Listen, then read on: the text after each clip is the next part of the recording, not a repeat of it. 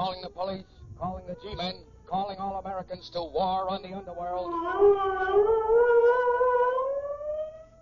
Gangbusters brought to you by the makers of Sloan's Liniment. With the cooperation of leading law enforcement officials of the United States, Gangbusters presents facts in the relentless war of the police on the underworld. Authentic case histories that show the never-ending activity of the police in their work of protecting our citizens. America's crusade against crime. Ladies and gentlemen, Colonel H. Norman Schwarzkopf, our regular interviewer, is now serving with the United States Army. However, the colonel is continuing his supervisory duties on Gangbusters by proxy.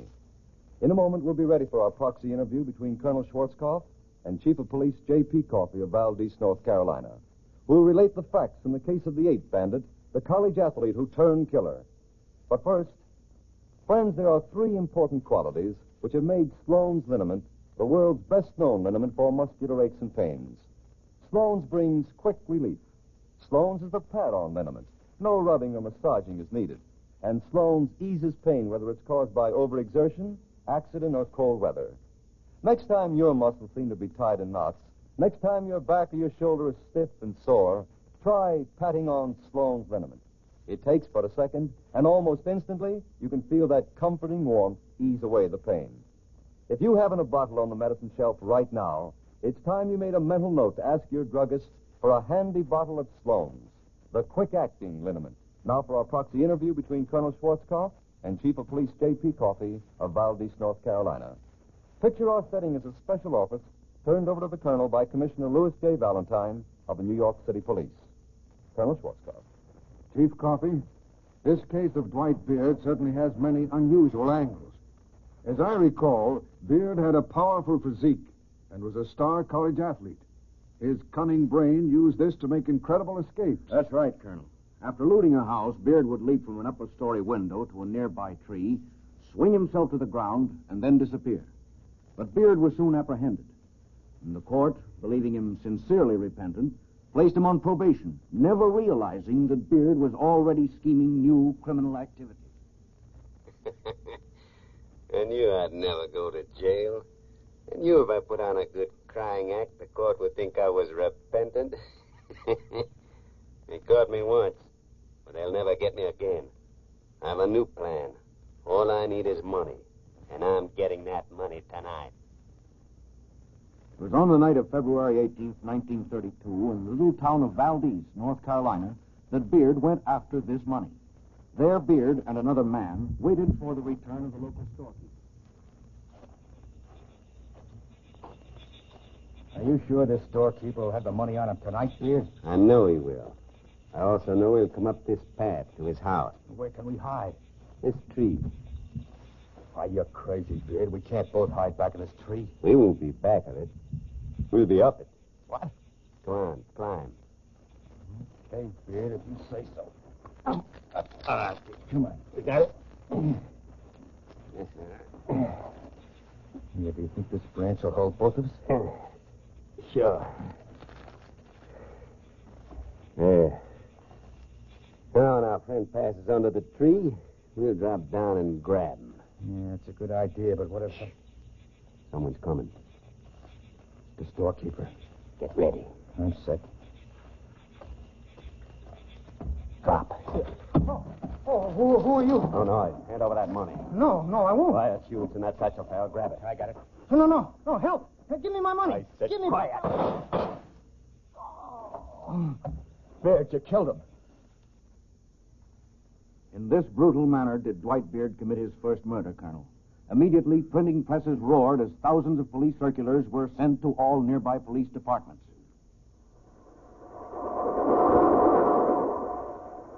To all police chiefs, urgent, wanted for murder, Dwight Beard, 23, 175 pounds, 5 feet 11 inches, fair complexion, athletic build, reward for his arrest and conviction. Notify J.P. Coffey, Chief of Police, Valdez, North Carolina.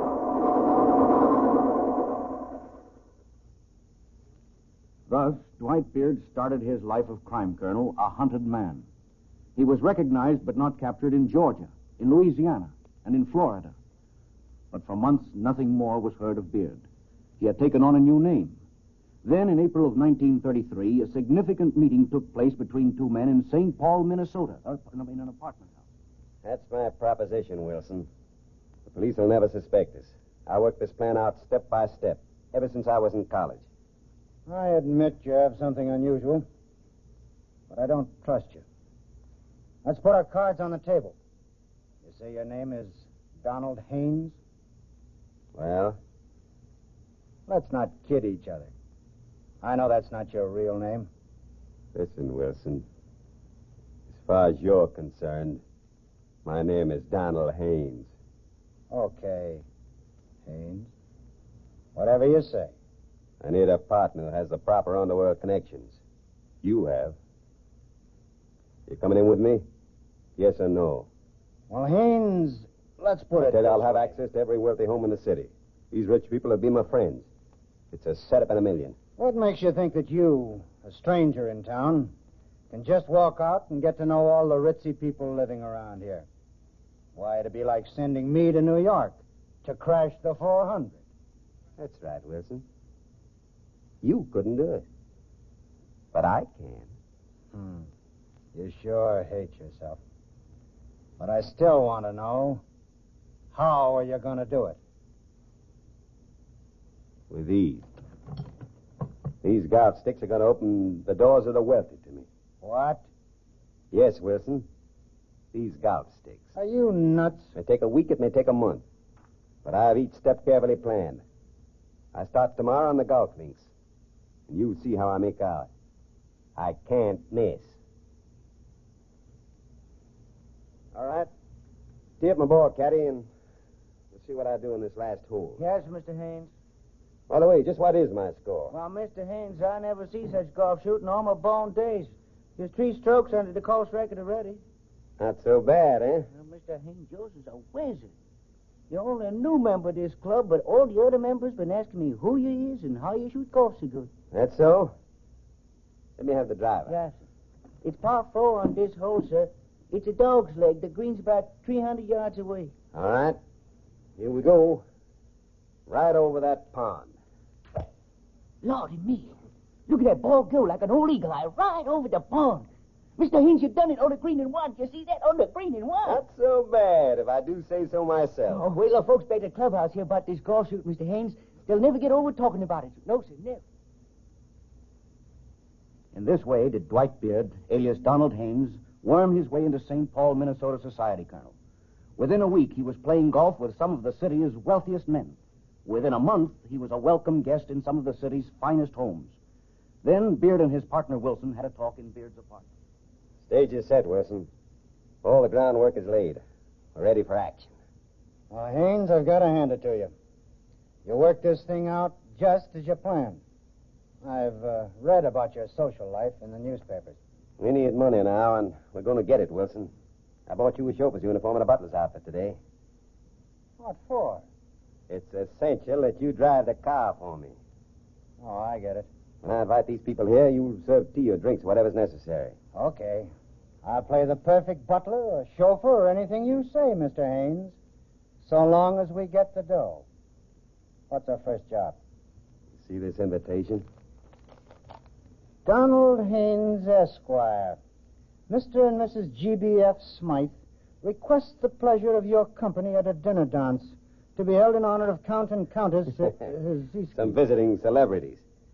Can you imagine the wealthy people and all that jewelry stuff each woman will be wearing in order to impress the Count and Countess? There'll be a fortune there. Yeah, but Haynes, are you sure you can pull a job like this alone? Listen, Wilson. I know every inch of the Smythe's home. I know just what door to enter, so no one will see me. The whole job will take less than 5 minutes. Sounds okay to me. This Saturday evening, you'll drive me to the Smythe's. The guests are in for an unexpected surprise.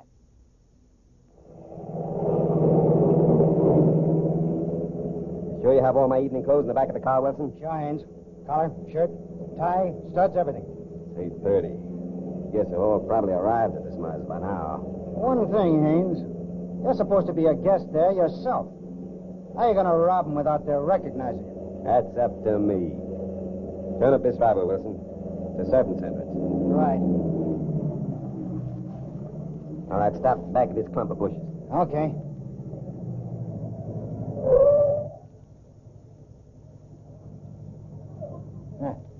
Quite a party in there. Yeah, French door's opening into the house on this side. I'll get in that way. You turn the car around and be ready to make a quick getaway when I come out. Right. Now, let's see. I think I have everything. Basket, gloves, revolver. I'll just slip on this mask. Haynes, I don't know if you can do it. There must be at least 30 people in that house. Don't worry, Wilson. You just be set for a quick getaway. Okay. Watch your step.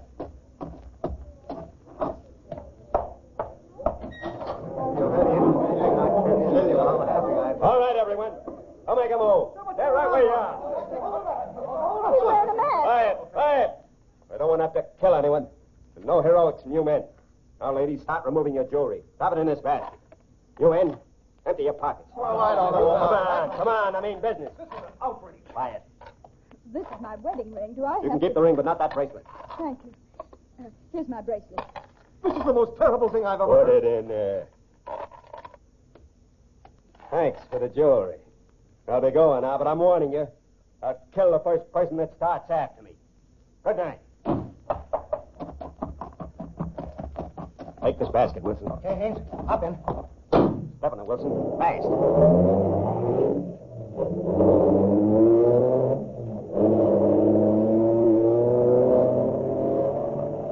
Pull up by the side of the road, Wilson, while I change to these evening clothes. Yeah. Now I gotta get dressed fast. And then what? After you're all dolled up? You drive me back to the Smarbs, of course. They're expecting me. You're going back there? Listen, stupid. 3 minutes ago, these people were held up by a masked gunman in a gray suit, light hat, and tan shoes. 5 minutes later, I arrive in evening clothes as an invited guest. Yeah? You think anyone would ever figure that I'm the one who just held them up? Well, when I get back there, if they haven't already called the police, I'll do it for them. Police records show, Colonel, that Beard pulled more than 50 robberies in this manner. Yet, Chief Coffey, for all his cunning, it's evident that luck played with him. If anyone had seen Beard in his quick change act, he would have been captured the very first time he tried the plan. That's true, Colonel. And as you point out, his luck did change. Chief Coffey, before you tell us how this murderer and thief was discovered, Charles Stark has a few words for us.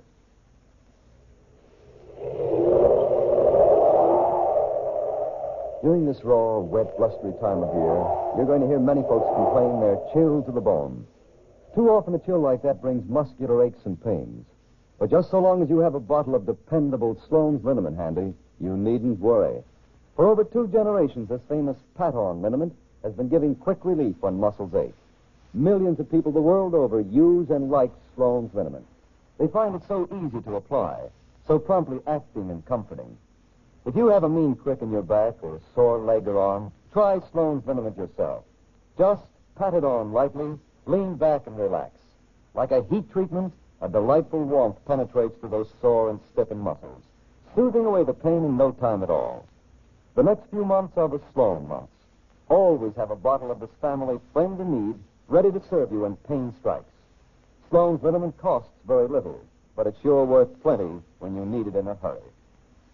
Now, Chief Coffey, you say Dwight Beard's luck changed. The breaks were all going Beard's way at first, Colonel Schwarzkopf. Then, as is usual between two crooks, trouble broke out one night at Beard's apartment. Hey, Wilson, come in here.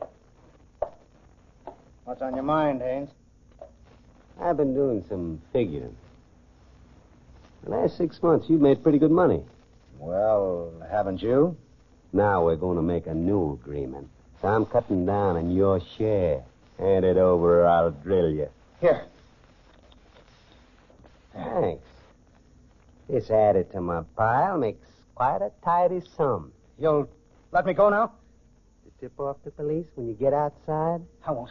I swear I won't. Save your breath, Wilson. I don't need you any longer, and I'm getting rid of you. All right.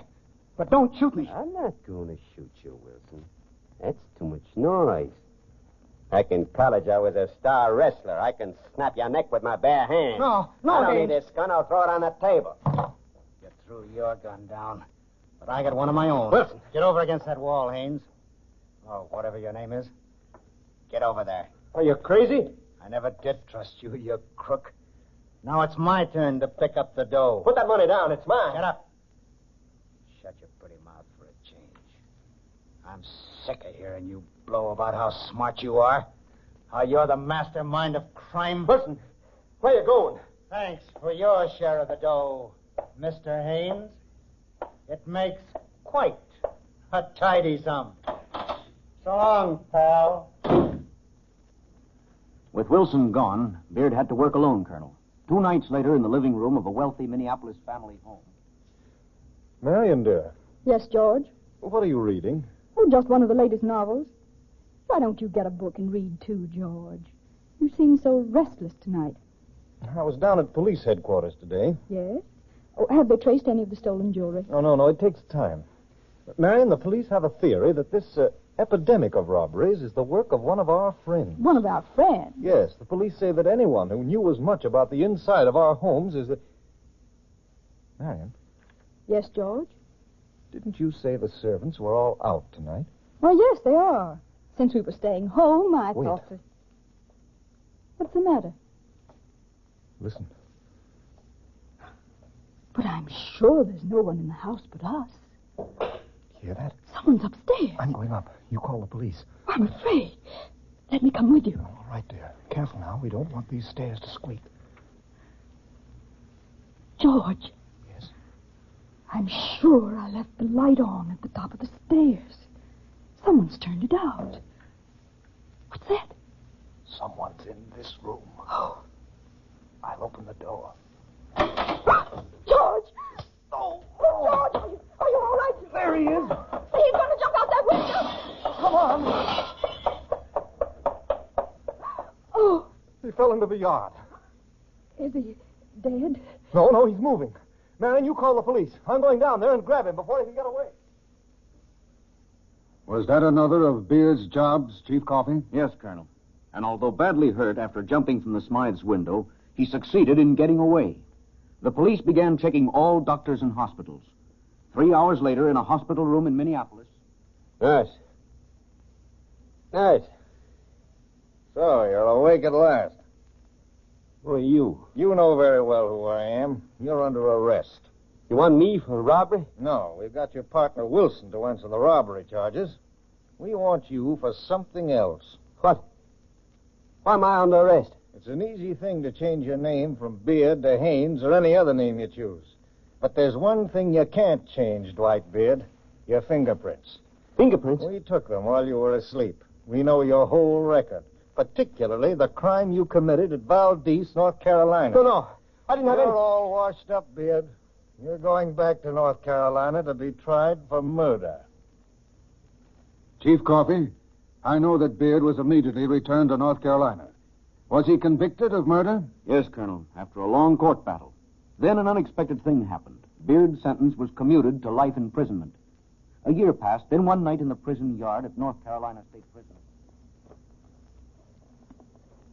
Hey, Beard, Oh, hello, Connie.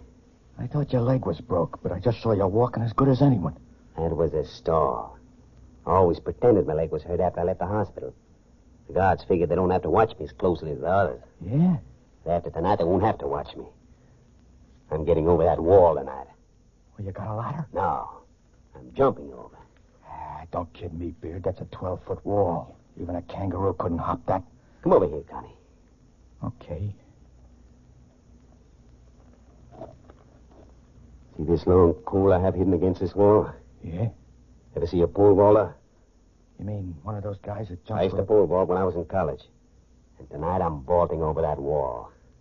over a 12-foot wall? Yeah. May even break the world's record. But it's going to be strictly unofficial.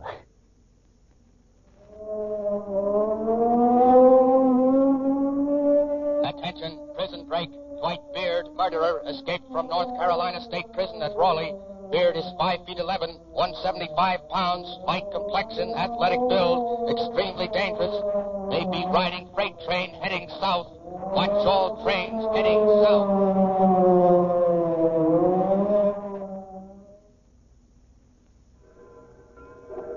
Okay, down there, Sheriff. Yeah, Beard's not hiding on this freight. You can signal the engineer to go ahead. Okay. All clear. All clear.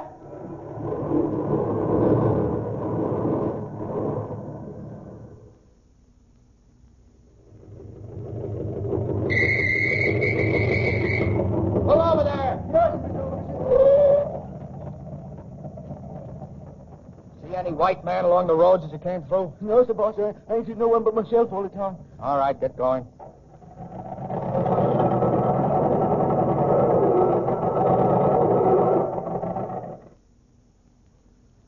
Meanwhile, two police officers talked in Dallas, Texas.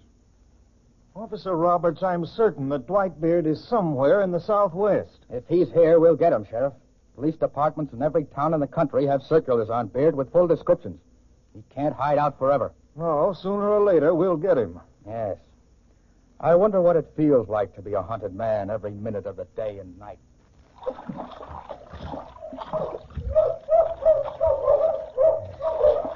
This river's like ice. But I gotta get across. They're after me. After me with bloodhounds. Won't let me rest night and day. Everywhere, cops, cops, cops. Driving me crazy. They won't let me sleep. I can't sleep. I can't sleep. I can't sleep. It was on the night of December 23rd, 1936, that Dwight Beard arrived in Dallas, Texas, Colonel. But he was no longer the self-confident college man who had a plan for the perfect crime. Down at the heels, shifty-eyed, he slunk along a Dallas side street and walked up to a store.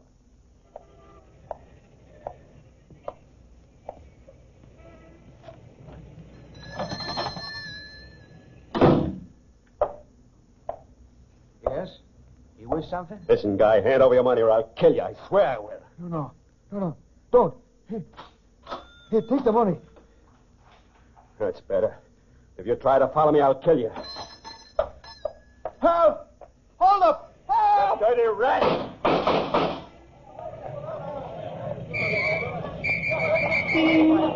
What's wrong? Officer Roberts, I've just been held up. Man in the gray sweater. He ran down that cellar. Get back, all you people. Out of the way. Get back, all of you. Officer Roberts, don't go down here. He isn't. Officer Roberts! Officer Roberts! Are you hurt bad? Somebody killed a cop. Yes, it's Officer Roberts. Call an ambulance. Get help. Do something. Help. Officer John Roberts was dead, Colonel. The second murder chalked up against Dwight Beard. Yes. From descriptions given by the storekeeper and the witnesses, Dallas police, who had memorized Beard's wanted circulars, soon knew that Dwight Beard was the murderer, and emergency squads were hurriedly ordered to converge on the area where Beard was last seen. All right, you men. Take up your positions back of this wall. The killer's hiding in that garage. Train your machine guns on the door of that garage. Right, yes, sir. You other squads over there in position? Yes, sir. Keep down, everyone. Hey, you in the garage. We know you're Dwight Beard. You're completely surrounded. Come out before we open fire. All right, men. Now we'll give him a taste of his own medicine. Put around the machine gun bullets through the roof of the garage. Captain, Yes? I'm up here in this fire escape. I can see the killer. He's climbed out on the roof of the garage. What? And there's a truck parked in the street. He's going to try and jump in it and get away. Come on, men. Follow me. There's the gunman. He's going to jump past him. Grab him. Oh, I got him. I'm hurt. Let me go. Let me go. Get up on your feet. Put her handcuffs on. I didn't do anything. I'm hurt. I didn't do anything. So you thought you could jump to that truck and get away? A college athlete, huh? Come on, Dwight Beard. Start walking. Your jumping days are over. And so, Colonel Schwarzkopf, for the second time in his life, Dwight Beard was arrested and tried for murder. But this time, the death sentence was carried out. Dwight Beard was electrocuted June 6, 1937, in the prison at Huntsville, Texas. Thank you, Chief Coffey, for bringing us the facts in this case of Dwight Beard, the ape bandit. It's too bad that a college education, athletic ability, and social accomplishments should have been used to rob good householders and snuff out the lives of law-abiding citizens. All because he would not learn the fundamental truth that crime never pays. And now, before we broadcast our nationwide clues, a few words from Charles Stark.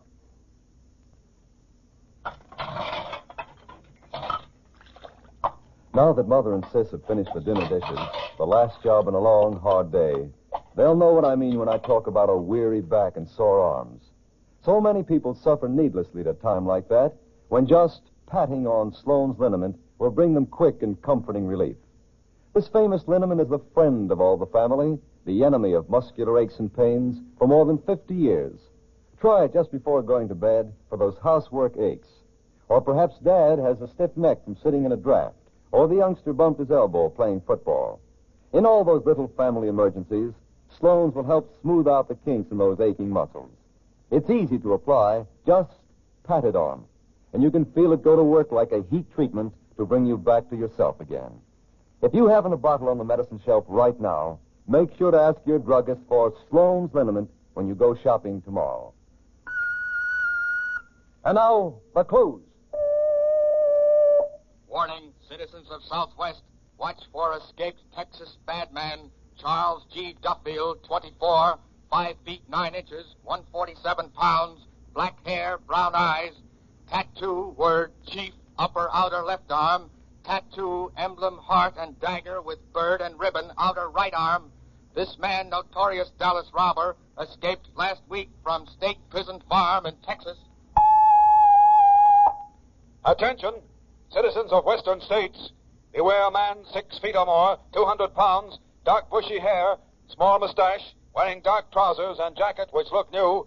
This man wanted for robbery last week of store and for subsequent kidnapping and beating of woman, leaving woman unconscious along road, Ely, Nevada. Caution, citizens of Pacific Coast, be on lookout for bank robber 35, 5 feet 6 inches, 130 pounds, fair complexion, wore dark double-breasted suit, gray cap, carried .38 caliber blue steel revolver. This man wanted for robbery last week, bank, Los Angeles, California. If you have any information concerning these clues, notify your local police or gangbusters at once. Next week, the amazing case of the ruthless gang leader who used dynamite as his tool. Train after train laid waste, innocent victims killed, and the fiend who thought he could escape. Hear how alert police authorities caught this gang through sheer persistence and scientific investigation.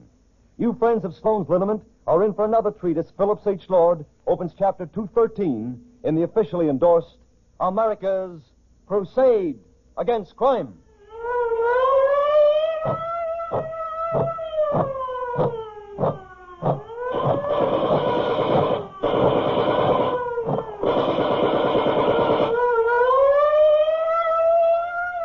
Calling the police, calling the G-men, calling all Americans to war on the underworld.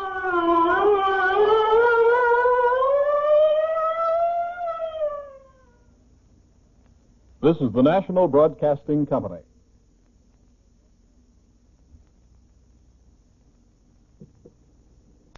Last week of store and for subsequent kidnapping and beating of woman, leaving woman unconscious along road, Ely, Nevada. Caution, citizens of Pacific Coast, be on lookout for bank robber 35, 5 feet 6 inches, 130 pounds, fair complexion, wore dark double-breasted suit, gray cap, carried .38 caliber blue steel revolver. This man wanted for robbery last week, bank, Los Angeles, California. If you have any information concerning these clues, notify your local police or gangbusters at once. Next week, the amazing case of the ruthless gang leader who used dynamite as his tool. Train after train laid waste, innocent victims killed, and the fiend who thought he could escape.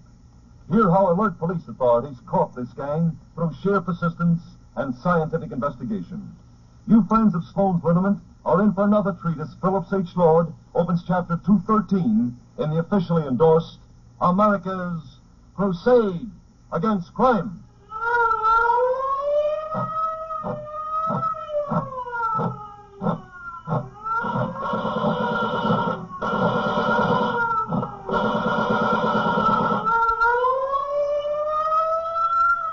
Calling the police, calling the G-men, calling all Americans to war on the underworld.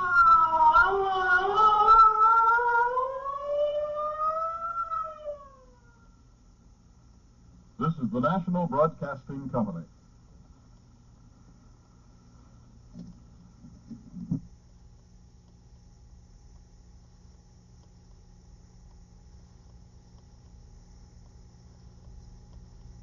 Enjoying the timeless classics on Golden Age Radio? If you're loving the nostalgia and captivating stories, consider supporting our channel with a tip. Your generosity helps us continue bringing you the best of vintage radio entertainment. Simply click on the link in the description. Thank you for being part of our community. Lost in Brazil invites you on an unforgettable journey where every moment is an adventure waiting to be discovered. Join us as we uncover the soul of Brazil, one incredible experience at a time. Click on the link in the description and embark on the ultimate Brazilian odyssey. You have been listening to Golden Age Radio, rumble.com/C/GAR, brought to you by G3PL.com. Don't forget to subscribe for more videos.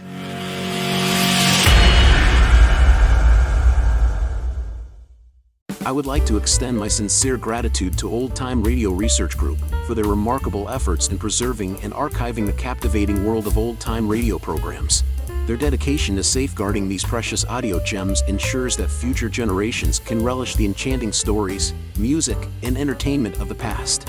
Their invaluable contribution allows us to step back in time and experience the magic of radio history firsthand. Their link is in the description below.